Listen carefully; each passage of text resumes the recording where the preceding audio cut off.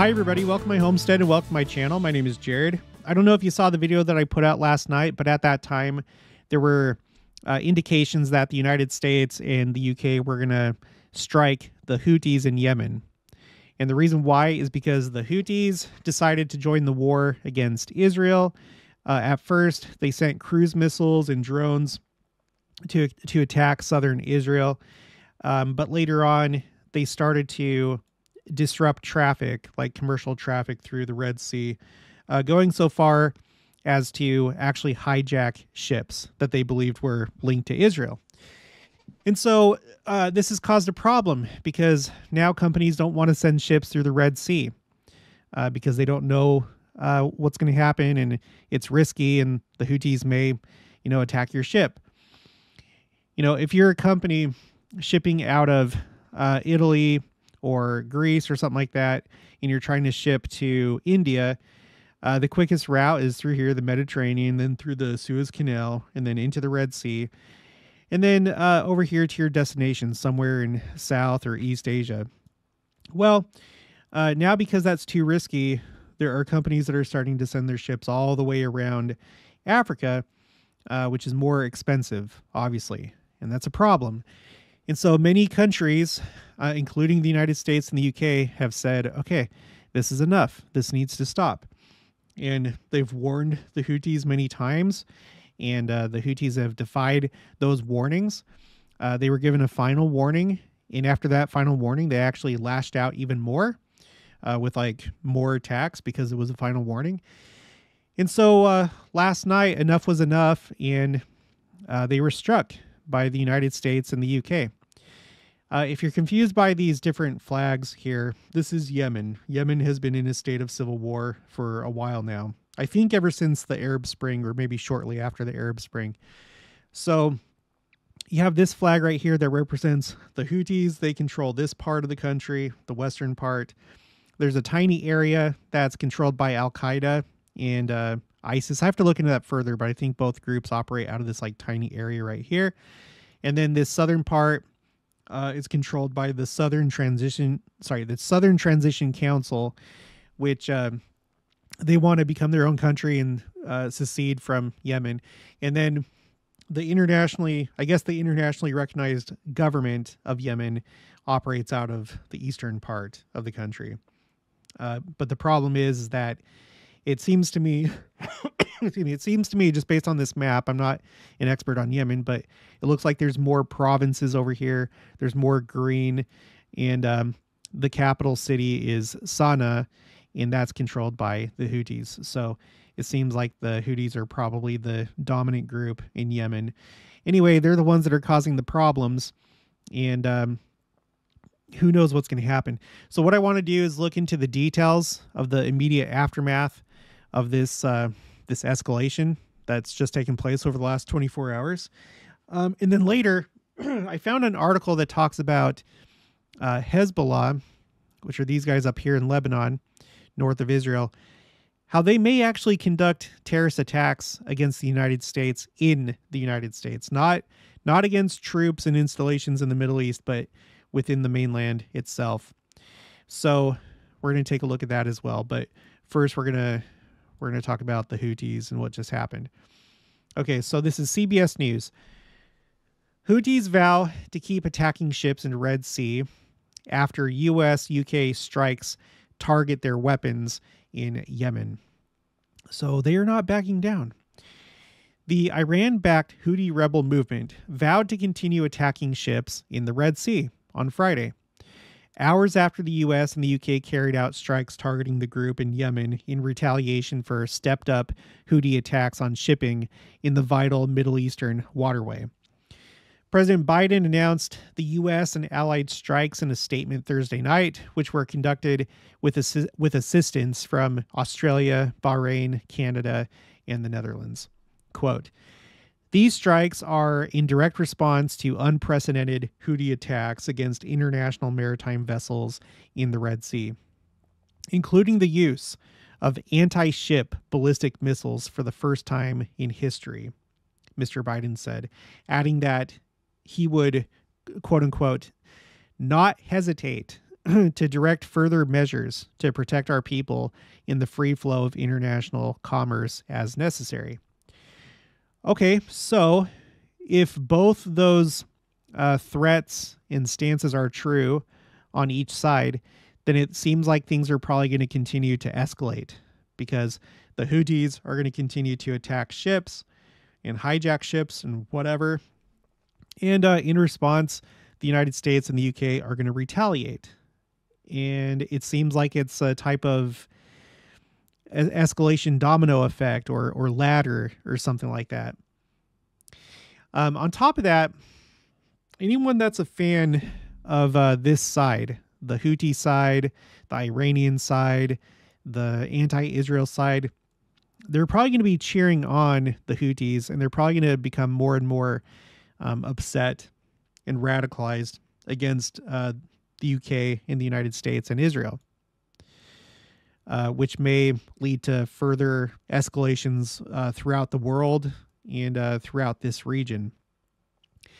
There was a group, one of these militias in Iraq, that said that if the United States attacked the Houthis in the strike, if they went ahead and did it, then they would attack an American base, which isn't really anything new, but that particular attack would be in direct response to the strikes on the Houthis.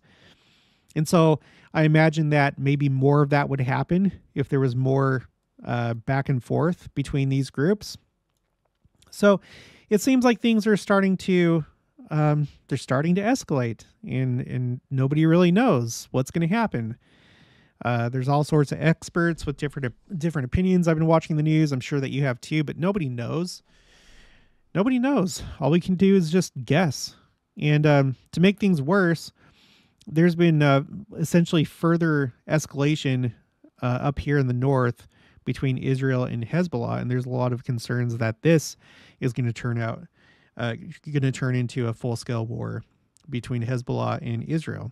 So, man, things are just really uncertain right now. But let's get back to the article. The Houthi military spokesperson said Friday that the attacks, 73 in all, left at least 5 people dead and wounded 6 others. In a statement, issued later Friday, the Houthi movement's Supreme Political Council vowed to continue targeting ships in the strategic waterways, adding that, quote, all American British interests have become legitimate targets, end quote. So I guess we'll find out what that means. It again claimed the attacks on vessels were aimed at preventing the, quote, transit of Israeli ships or those carrying goods to the occupied Palestinian ports, end quote, and said they would carry on, quote unquote, whatever the cost. Okay, I guess we'll see. The Houthis added a warning to all Arab regimes, especially neighboring countries, against supporting the strikes carried out by the U.S. and its partners. Later on, the senior military official, this is like a U.S.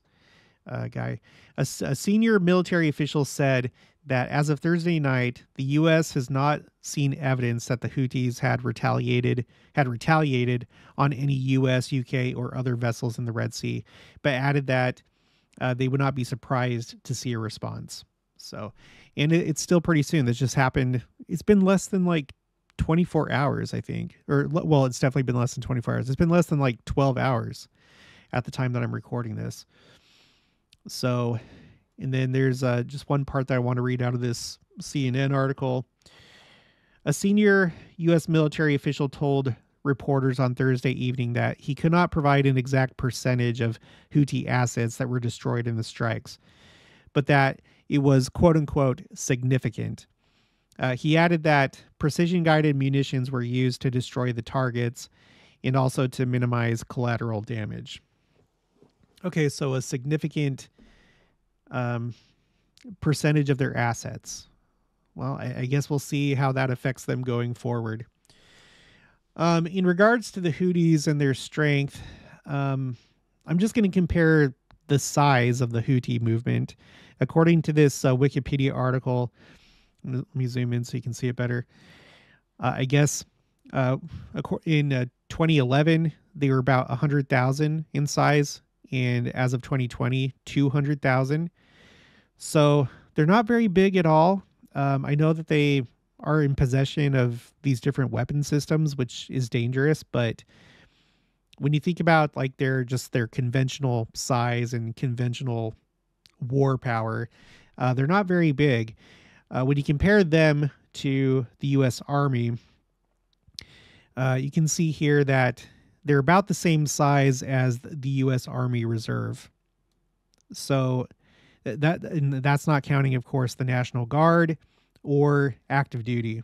The United States Army is about 1 million strong, but the reserves are about the size of the Houthi movement. So they're teeny tiny. They have some weapons, but I think the most dangerous aspect of this is not so much, any war that would break out. I doubt that there would be like actual war declared upon the Houthis. I suppose that's possible, but I think the thing that's more dangerous is the further escalation that could occur as a result of this. So we're just going to have to follow this closely over the next few days. And we're going to have to continue following closely what happens in Israel. Last I checked, they're pretty much done with the main operations in North Gaza. Things are going to a more low intensity level, but they're continuing to destroy tunnels and hunt down members of Hamas. You still have the hostages that need to be freed. So that's still going on. And then, like I said, things have been kind of heating up between Israel and Hezbollah. And people have talked about the fact that if there's any sort of miscalculation, if somebody hits the other side too hard, then this could erupt into a full-scale war. And that would be a big problem, especially for Lebanon, the country itself, because Lebanon's not doing very well economically, and this would essentially send them back to the Stone Age. That, just roughly speaking, that's what I've heard people say, that it would just devastate Lebanon. And so Hezbollah, if they want to continue operating out of Lebanon, they have to, at some level, appease the rest of the Lebanese population, because if they become too unpopular, then they may full on turn against Hezbollah. So yeah, we're just going to have to watch that. We're going to have to see what Iran does. It's not really known if at any point Iran's going to directly involve itself in the conflict, but it could. We just don't know. So this is concerning. And then before we move on to Hezbollah potentially conducting terrorist attacks in the United States, I just wanted to show you, I'm going to turn off the borders. I just wanted to show you what I've put together so far on my Google Earth. It's going to take time for me to go through and add all the different things, but I'm wanting to kind of keep track of, like, at least visually, keep track of these different conflicts and wars going on. So I have this up here between Russia and Ukraine. Okay, the Ukraine war, it's roughly taking place in this area. I don't care to be like very specific, I just want to show the general area. We have this that we're watching between Taiwan and China. In a recent video, we found out that Taiwan is they're having elections here within the next couple days. I can't remember when it was, but at stake is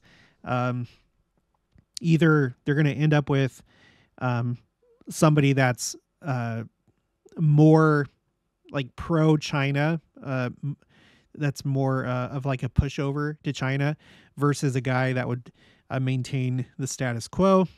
Xi Jinping gave a New Year's address talking about Taiwan and how reunification is inevitable. And I just wonder if China is going to make a move, because there's all these other fires going on. And so it'd be a good time to do that, because the U.S. can't stop everything. The more people that join in, I think the more likely it is that other people like China and others will want to make a move. I tend to think that may be one reason why Venezuela decided to annex, or at least they claim that they've annexed this part of Guyana. So it's kind of hard to see it right here, but if you zoom in, you see this red border right here in Guyana. This is called the Essequibo region, and there's been a historic dispute between Venezuela and Guyana over this province or this territory. Um, Venezuela felt that it was cheated, that the British took away this part that should have been part of Venezuela, but they haven't really argued about it for a long time until recently when oil was discovered off the coast of Guyana, and now Venezuela wants to take possession of that. So suddenly they want this land back. And as you can see, it's a large part of Guyana. Okay, so this would, if they succeeded in taking this away from Guyana, this is what would be left, this tiny little sliver of land right here. So they're taking about like 2/3 of the country. Now, the question remains if they'll be able to like militarily enforce that, because there's a lot of jungle. There's not a lot of like roads. There's like one main road that goes from Venezuela into Guyana, but it passes through Brazil. And the Brazilians have sent troops up here to make sure that their territory is not violated. So it'd be kind of hard both to take over military and also defend military, because Guyana doesn't have much of a military. So I don't know. There's more to that story, but I'm not going to cover that here. And then I'm aware of this chaos that's broken out over the last few days in Ecuador, because the government has declared war on the drug cartels and gangs, and they don't like that, so they're starting to cause all sorts of chaos in the country, and I may do a video about that some other time. Okay, so let's talk about Hezbollah. Again, Hezbollah is based out of mostly, or they operate mostly in southern Lebanon. They're viewed as a terrorist group. There's this article from Politico. American intel officials warn of risk of Hezbollah attacking U.S. Okay, meaning the United States itself, the mainland. U.S. officials assess that there's a rising risk Lebanese Hezbollah militants will strike Americans in the Middle East and even potentially hit inside the United States. 4 officials familiar with the intelligence told Politico. The Iran-backed militant group would likely target U.S. personnel in the Middle East first, the official said, and U.S. intelligence agencies are gathering data on Hezbollah that suggest it could be considering attacks on both U.S. troops or diplomatic personnel overseas, 2 officials said. The chance for an assault on U.S. soil is also growing as tensions in the region escalate, the official said. And remember, well, you don't know, this was put out 2 days ago. So this was before the strikes on the Houthis. So I don't know how that would affect this equation, but that may be an escalation that makes this more likely from Hezbollah. Quote, Hezbollah could draw on the capability they have to put people in places to do something, one of the officials said, referring to a potential attack on the U.S. Quote, it is something to be worried about. The official, like others in this story, was granted anonymity to talk freely about sensitive intelligence. Officials declined to detail the specific the specific kind of attacks Hezbollah could take, but said that the Iranian-backed group has capabilities that other terrorist groups in the region do not. Individuals inspired by the Islamic State or Al-Qaeda, but who are not directly connected to the membership of those terrorist groups, have carried out lone wolf attacks in the U.S. and Europe, officials said. But Hezbollah has an extensive expansive international network that would allow the group to use its operatives to carry out an attack in the United States. So, yeah, that's something that's well known about Hezbollah. They're large. They have a lot more going for them than other terrorist groups, and it sounds like that includes operatives around the world. So, I don't know, just be safe. Don't do anything stupid. Observe your surroundings and don't stop and watch if something is happening. Run away. Don't stop and watch. Run away. And help those around you, obviously. Okay, so that's all that I have for this one. If you haven't already, please make sure to subscribe, like this video if you liked it, leave your thoughts and opinions down in the comments below. Also make sure to share it, and I'll talk to you guys later.